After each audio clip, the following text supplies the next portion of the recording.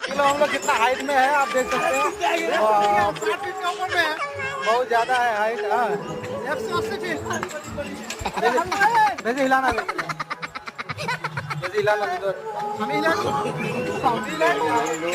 सकते हैं हम लोग झूला में बैठे हुए हैं। जिंदगी का मजा झूले में।